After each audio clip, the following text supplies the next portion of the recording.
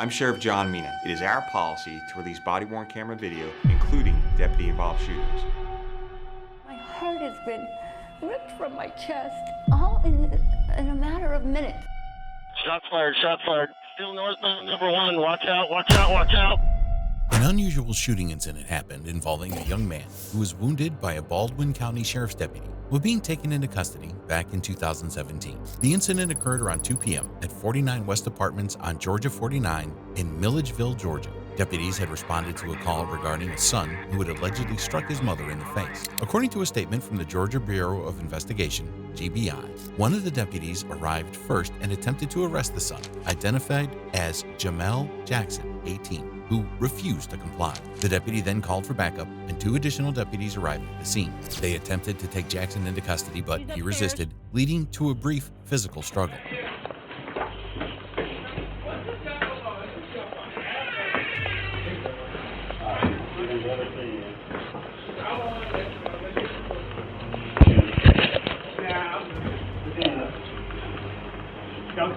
Put your hands up, man.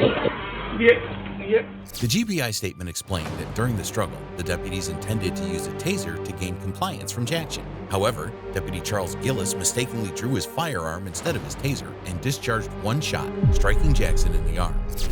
Come on, man. Move out! Move! Taser! Taser!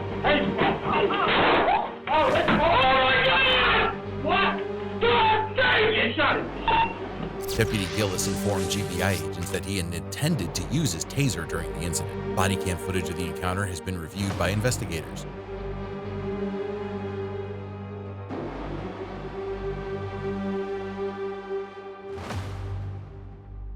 Gillis, who's been with the sheriff's office for 9 years, was one of the deputies who responded as backup. He was the only officer who discharged the weapon. Currently, he's been placed on administrative leave while further investigation takes place. The water. Well, it's. Sit down, sir. Please. Jamel, can I see where you got hit at? Okay. Jamel, let me see where you got hit at. What's that in the arm? I know. It's okay. It's okay. Just have a seat. Just have a seat. Alpha Channel 4. Have a seat. Ballin' on 4.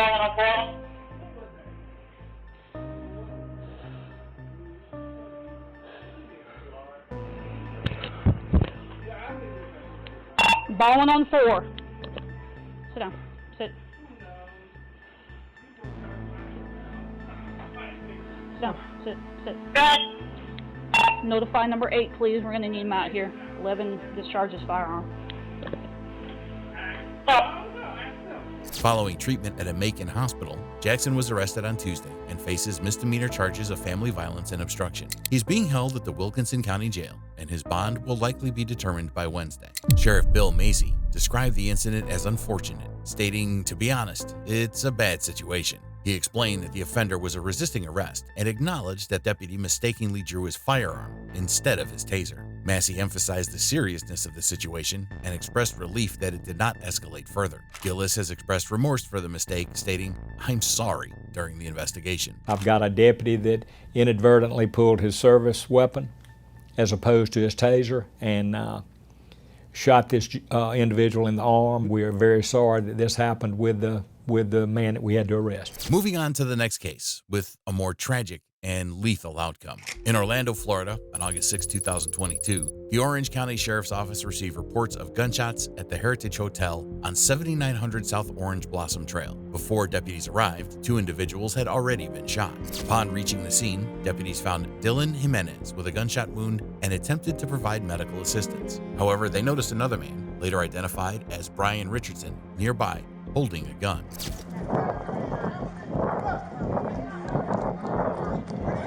All right, guys. I'm a paramedic. Okay. Got a hole right just above his right. Okay, we're going to put a chest seal, okay? So bear with me, okay? Bring him down. Hey, open his airway, okay?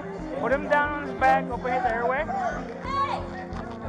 He has a gun. He has a gun. No, stop. Drop it. Go.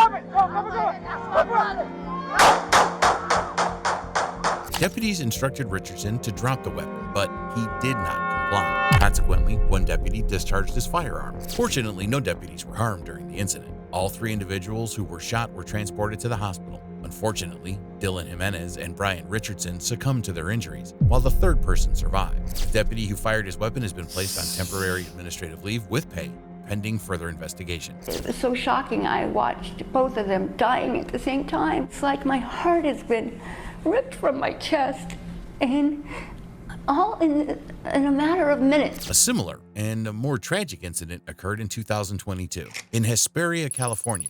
On September 27, 2022, an Amber Alert was issued for 15-year-old Savannah Graziano from Fontana. Concern arose when it was suspected that her father, 45-year-old Anthony Graziano, took her. Prior to the Amber Alert, Graziano tragically killed his wife outside of school in Fontana and also fired shots at a father and child nearby. The next morning, a 911 caller reported sighting Graziano's pickup truck with Savannah at a gas station. Police quickly located Graziano speeding on a nearby freeway, sparking a chaotic pursuit. Sheriff Dispatch, Michelle speaking. How may I help you? Hey, Michelle. I'm calling from Store 200 at the Pilot Travel Center at Kramer Junction. Hi. Hey, I just called a little while ago and reported, the Amber Alert that was on for yesterday? With a little girl and her dad. What's the address you called for? The address is 5725 Highway 58. 1 second. Okay, I see your call. What's going on? I'm sorry? I see your call. What's going on? I think it's the girl and I think it's the dad. They're going towards Barstow right now. Okay. I have a picture of the little girl that was in the front. She came in and got 2 sodas from me. And then number 8 in the guest came to me and told me it's the same Nissan Frontier and everything. They faked like they were going down south on the 395 and they turned around. And you can see him going in front of our cameras. And he said he ended up going east on 58 towards Barstow. Shots were fired from inside the truck toward the police during the chase. At one point, Graziano attempted to drive up an embankment onto a main street, but lost control and rolled back down toward I-15. Shots fired, shots fired. I copy, shots fired. Taking rounds. Shots fired. Shots fired. When the truck finally stopped, Savannah, wearing tactical gear and a helmet, exited from the passenger side, unarmed. The video footage shows Savannah crouching on the ground for about 10 seconds before walking towards a nearby deputy who was calling her over. Then there's a loud sound, likely indicating that at least one deputy fired at her, although Savannah's image is blurred out by the department at that moment. The deputies didn't have body cameras, but the department shared audio from the belt of the deputy closest to Savannah. In the video, you can hear the deputy calling her over and informing other deputies that the person who exited the truck was the passenger, urging them to stop firing. Unfortunately, it was too late. Watch these deputies. Hey, deputies, he's coming right at you on the exit. Hey, you guys, he's going to lose control here as he goes up that embankment. Do we have units on Bear Valley? He's stalling out. All right, dude. I'm doing 140, dude. Everybody's got a rifle. Dude. Let me know when no open door. You're clear. You're clear. I'm ready. Get out! Get out! Passenger, get out! Get out!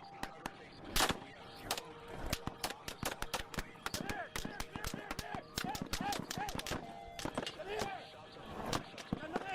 Come to me! Come to me! Come! Hey!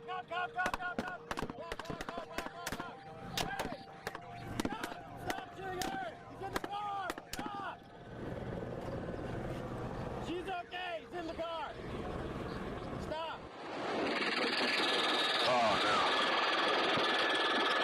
You guys watch your back drop. You guys on the exit, watch your back drop for cross freeway traffic.